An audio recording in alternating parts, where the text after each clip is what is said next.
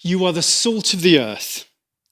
But if the salt loses its saltiness, how can it be made salty again?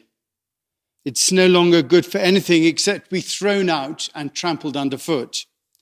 You are the light of the world. A city built on a hill cannot be hidden. Neither do people light a lamp and put it under a bowl. Instead, they put it on a stand and it gives light to everyone in the house. In the same way, let your light shine before others, that they may see your good deeds and glorify your Father in heaven.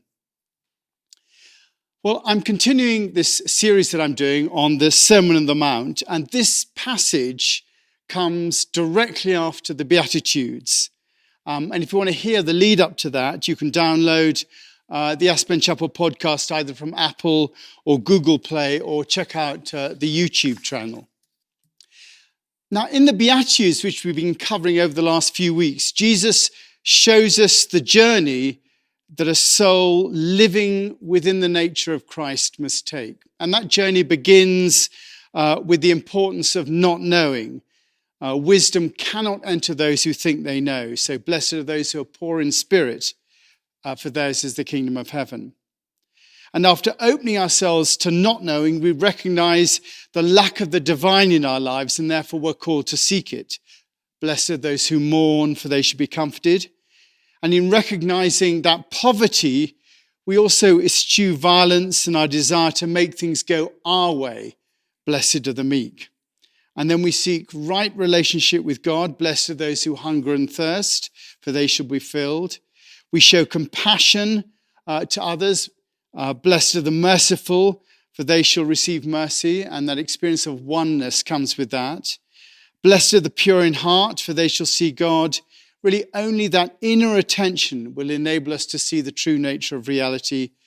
Blessed are the peacemakers, for they shall be called children of God, coming from that universal mind rather than our rational mind.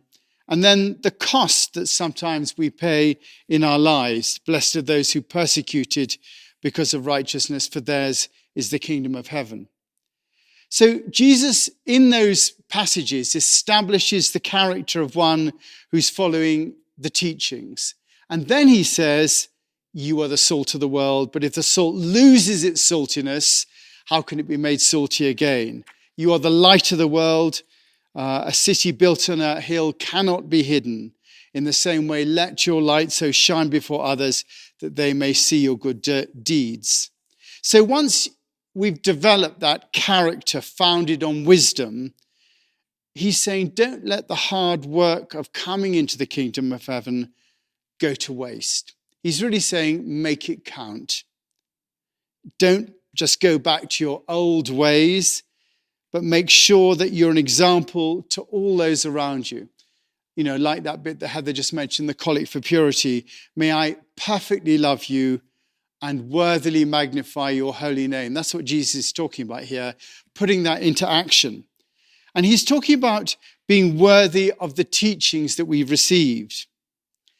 And, you know, let's face it, most of us here are old lags at this game.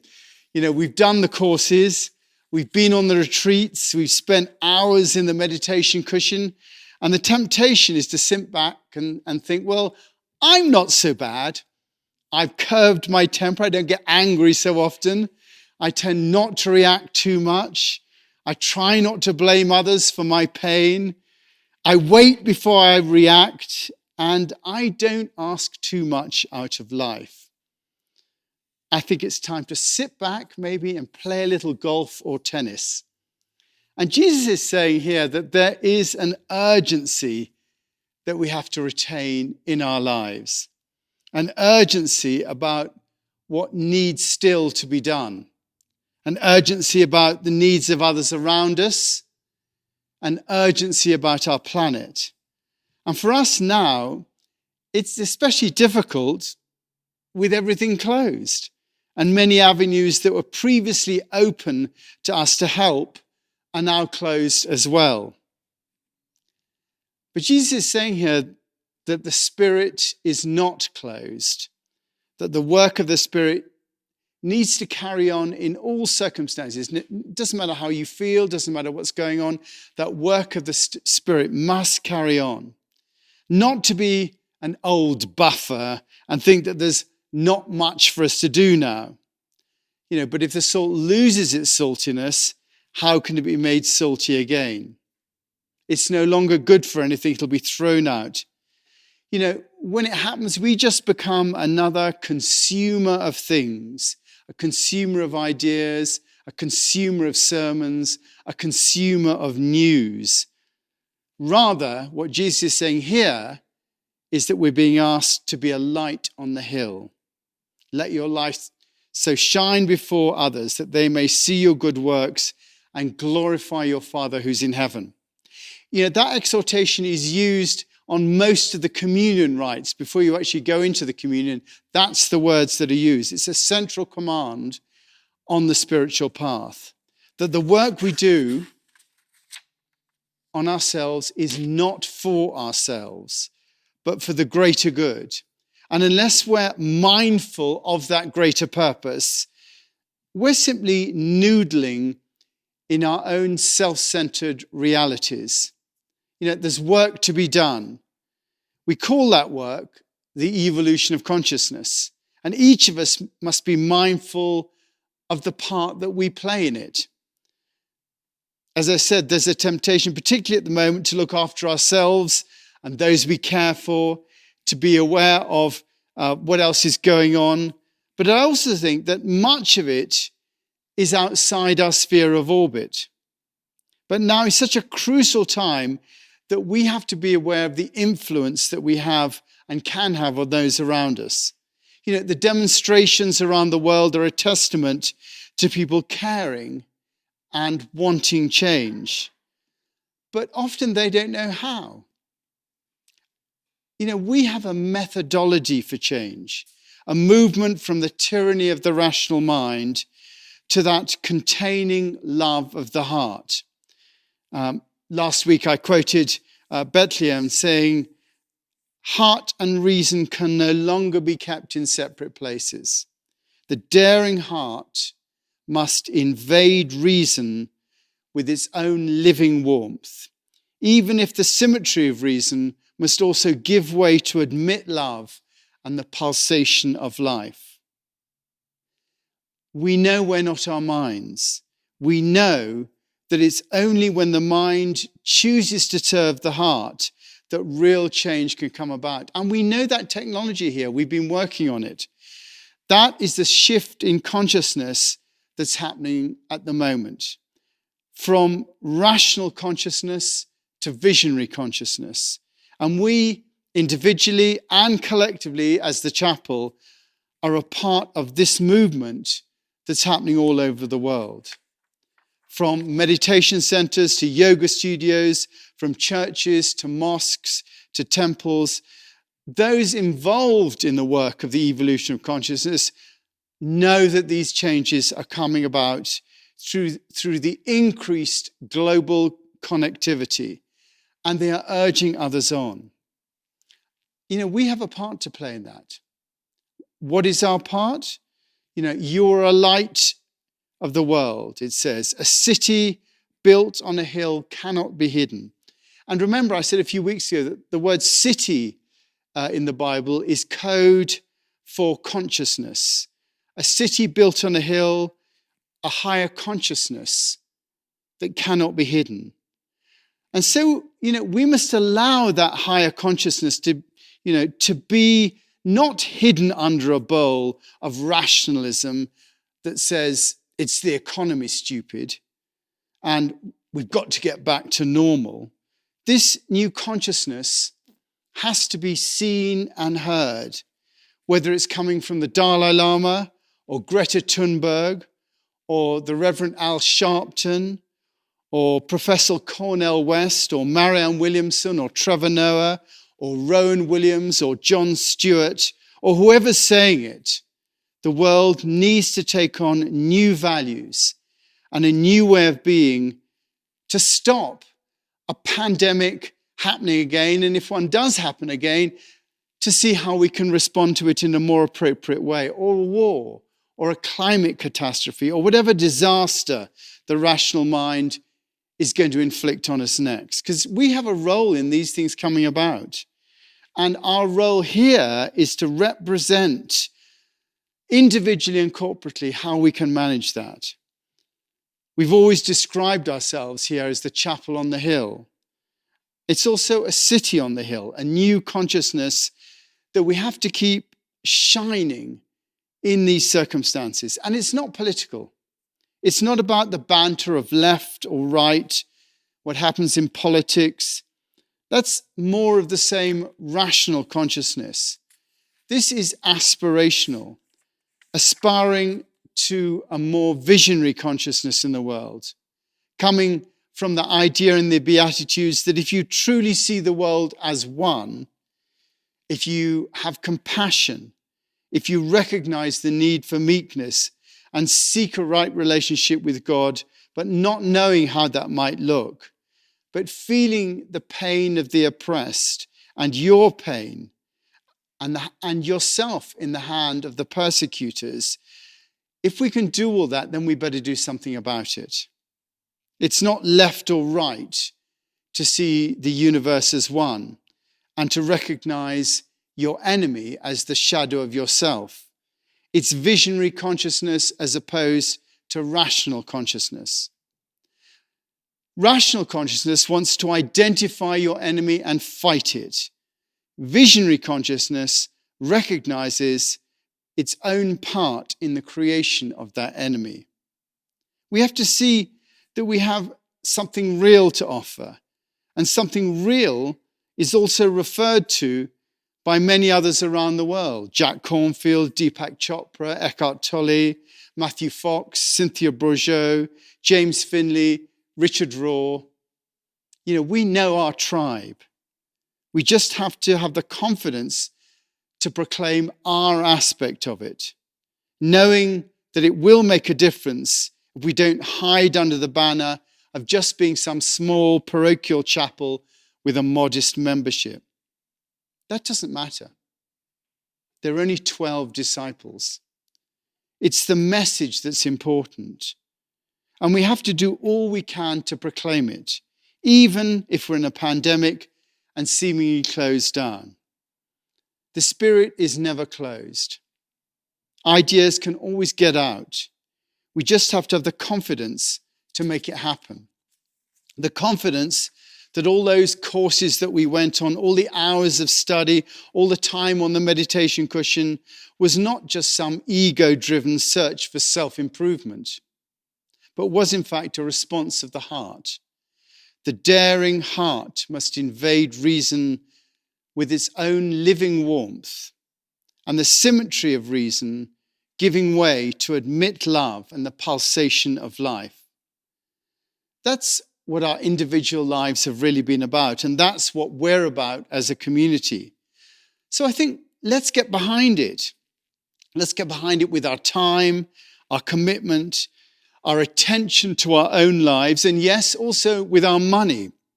Because without money, that light just goes out. Because now is a time for preparation for real change. That liminal space that Richard Rohr is always talking about. The word liminal comes from the Latin root limen, which means threshold. The liminal space is the crossing over space, a space where you've left something behind, yet not fully going into something else. It's a transition space, and we're in that space right now. Now is the time for us to be the salt of the earth, the light of the world. It's not an ordinary time right now. It's a time of threshold, a time for us to put our hand to the plow and to create a new furrow for others to follow. Are you not frustrated with the way things are, the way things seem to be, the way things that always seem to be? If not now, when is the time to be salt of the earth and light of the world, even if it is difficult? All of us have spent our lives getting to this point, and there is now a possibility of something coming about. And let's decide to be a part of that. And the way we do that is having our lives fully conformed to the values that we talk about. Not just keeping it in our heads as good ideas that others should follow, but rather becoming that light and salt in the way that we live, with our families, with our friends, with our colleagues, with our money, with our politics, with our very expression. Our lives individually are the art that each of us make in the world. Salt and light are not an idea, they're the very taste and brightness of our lives as we live them to those around us, individually and as a community, being that work of art. Every action, every interaction is an opportunity for that light to shine, for the saltiness to be tasted. And we should make sure that we do manifest it. Our lives should be a whirlwind of love that enfolds and lifts up all that we come into contact with. And if that sounds too much, just try it. Try it with the person you're sitting next to right now, or the person you meet next.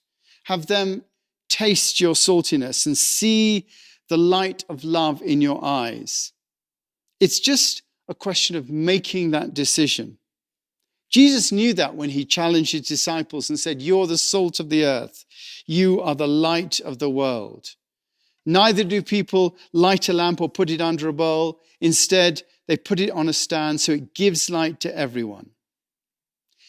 Jesus said that to his disciples are what we see as the end of the first axial age, what Carl Jespers identifies as the birth of all the major world religions from 800 BC right up to about Christ. Buddhism, Taoism, all of them began to manifest specifically and individually. That was known as the first axial age. And perhaps now we are in the second axial age, where traditional rational consciousness that created those religions in the first place begins to break down into a more holistic and visionary conception.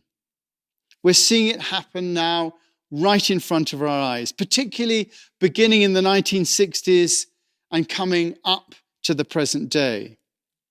To some extent, we are the generation that have witnessed those changes. My children can't see them, but we can. And we are now in the place where we can help it on to the next generation. That's what it is to be the salt for the earth and light for the world. We have a chance to be that in our lives. And let's all of us be worthy of that chance. Thank you. So any thoughts from you about salt and light? And I really love, first of all, your emphasis on like the spirit is not closed. Everything else is closing around us, but the spirit is not closed. Yeah. And we have an opportunity of playing with the spirit kind of thing, joining in and participating. And I'm working a lot at the moment with Cynthia Bourgeault's book, The Wisdom Way of Knowing. Yeah. And it reminded me of this that she writes here.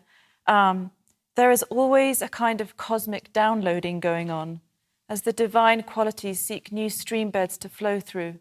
The imaginal realm presses against our physical one in an alchemy of transformation, aching, it seems, to come into finitude. And from our end, we live in the cosmos not as exiles yearning for the absolute, but as alchemists and artists, teasing the shape of the divine, emerging out of the eternal and into the now. And the divine reality presses towards form.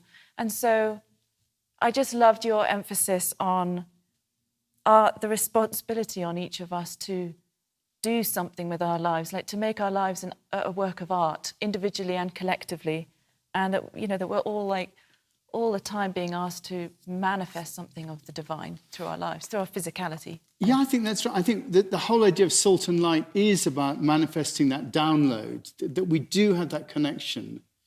And that our responsibility is not to close it down, but to actually share that connection around And I think that connectivity, that is how the evolution of consciousness comes about. I always think that connection is the driver for the evolution of consciousness.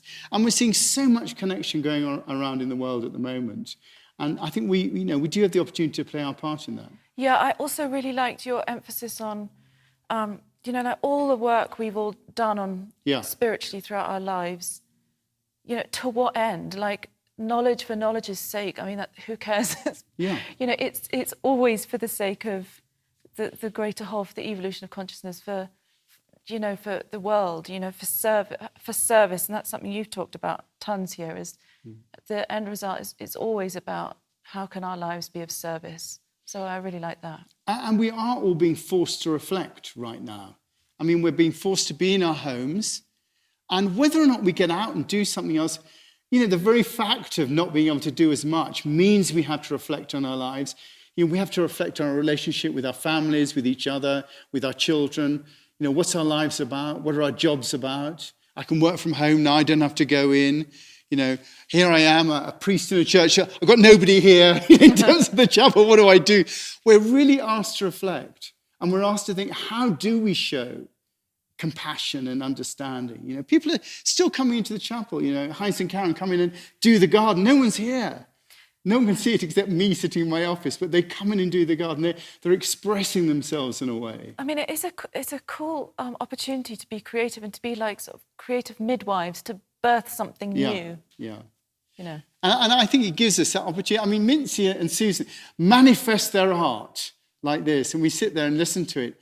And each of us, we're the instrument of our own lives. And either we play all the strings and we are salt and light, or we just close down and we just sort of a backdrop where nothing much happens. And I think the impetus is to have that manifestation of art. That's enough of me banging on. Let's have some proper art. Let's have some music. Thank you.